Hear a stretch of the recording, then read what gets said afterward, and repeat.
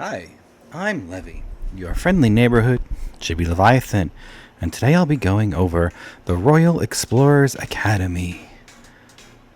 Part 2, The Ruins of Al-Shaheim, Session 3. We started Session 3 still separated, gathering our items. Mittens and Stug returning down the elevator to find the Doctor, the Captain, Aladdin, and John Darling, and taking them further down the elevator, where they ran into Maeve and Beauregard. There, we got into the elevator, but were concerned that perhaps it was going to be overloaded as the cables began to strain a little when we were inside. However, we took the elevator down until we landed at floor 2 in the dining facility, and across from us was this wondrous contraption that drew Stug's attention. All of the whirring and machined noises made him rush out of the elevator for us to investigate. We found there the Maitre D', a automaton that is strapped to a large pillar with the word Gustav on it. He offered us, of course, to be seated there, and we did. We took ourselves into a seat, and he told us even it was quite busy and had been for the past 1,000 years, which we were a little cautious of. Both Maeve and Beauregard took the time to climb up to the next level using their monk and ranger abilities just to scout around. Maeve found that the stairs at the back were accessible and that we could go down there to the first floor through them if we so desired. Upon speaking with the Maitre D', he did try to get us to eat the chef's food, which seemed to be some kind of chopped up mush that had most likely been long decomposed and disgusting. The wine he tried to serve us was a broken bottle and completely empty. Most of the dishes were cracked or destroyed, and he seemed to not notice at all that the rest of the patrons of this lovely dining establishment were in fact dead, skeletal, and had been for a long time. It seemed that he had been cut off from what he calls the main frame, and he told us about Adam, A-D-A-M, which I did not write down what it stands for, but seemed to be some kind of important figure here in Al-Shaheim who helped to run or everything, make decisions for the city, and so we decided that was something we should investigate. However, Dirk still had not rejoined the party, and when we attempted to leave, we were confronted by Gustav because we didn't finish the meal.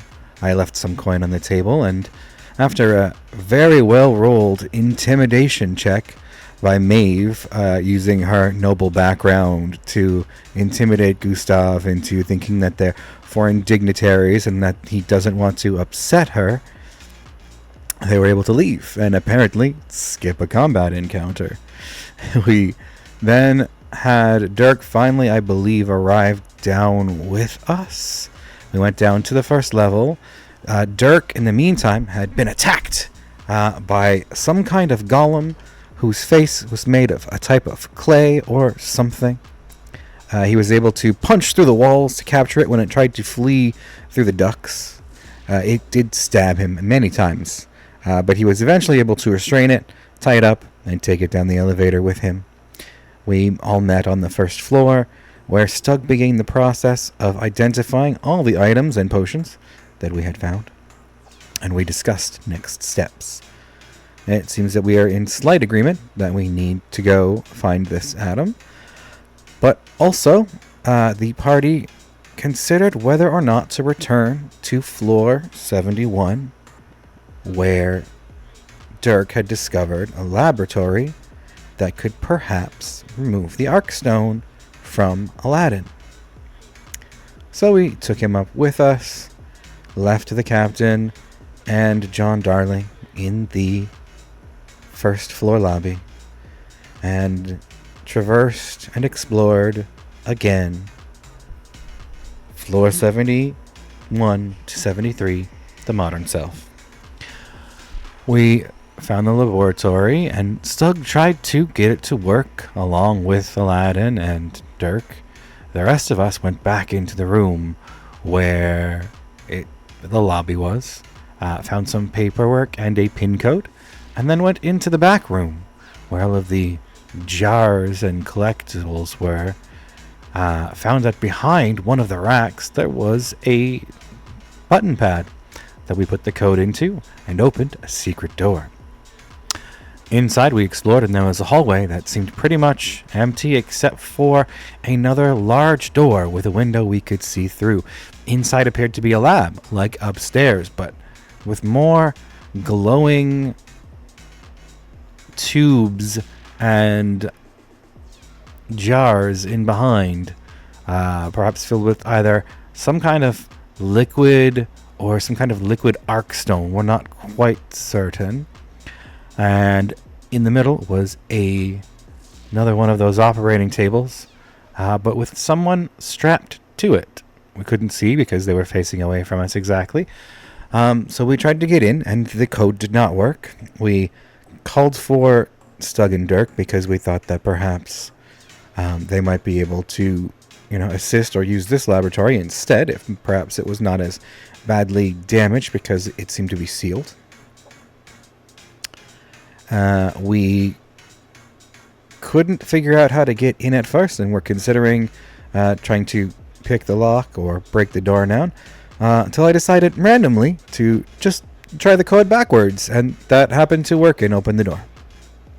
Inside was this nightmare of a person with pallid skin and automaton parts, his one bloodshot eye looking at us, screaming for some kind of help or attention or something. One of his arms, I believe, was a mantis-like sickle. And it seemed that if we activated the device, he would be injected with this liquid in the walls, perhaps finishing the process that had begun on him already. Something was keeping him alive all this time, although with the pallid look of his skin, alive seemed objective, subjective, whichever. So, we decided to remove his arms before completing the process. Completed the process, and he came to life. Sort of. He came to what I can only assume is a kind of unlife, because when Mittens, our rogue who is psionic, connected to his mind to read it, all he heard was vicious screaming, as though the creature was in constant pain. So, we decided, the Beauregard, who had the shot, and Maeve with her lightning bow, which was now had an arc stone attached, shot him in the head and killed this undead creature, which, again, apparently was another combat encounter we avoided by removing all of his arms. We tried to see if perhaps putting Aladdin or even Dirk into this bench would do anything, and decided against it. We went upstairs and started the procedure on Aladdin to try to get the Arcstone out of his hands and feet, but it seemed that the only option, truly, was to remove his arms and legs to do so, which Maeve decided was dumb because that will simply kill him. She tried to talk them out of it. Even Beauregard tried to talk them out of it. Mittens seemed at first apathetic, but then on board with killing Aladdin for science. And they convinced the professor as well to tag along. So, 4-on-2, they decided they would go ahead with the procedure. Maeve went down to tell the captain this on the first floor with Beauregard. And something else along the way, something about the procedure, something about the parts. They ended up deciding not to take Aladdin's arm off, based off of, I believe, well, they had checked to see how far up the arm that the Arcstone had gone, and found that it didn't go past the shoulder or into the shoulder on him, so it was likely he was a better candidate to have his arms amputated. than, say, Dirk. But they still ended up deciding against it, didn't kill Aladdin, and everybody started to come their merry way downstairs so we could decide where to journey forth to next. And of course, in the last moment, Dirk decided that he would get his, I believe it was, cardiovascular and respiratory systems upgraded by the chair. So sitting in it, he strapped himself in, put in the required morphine, and Stug, like a mad scientist knowing something bad was going to happen, showed up and helped him push all the buttons. And that is where we left off.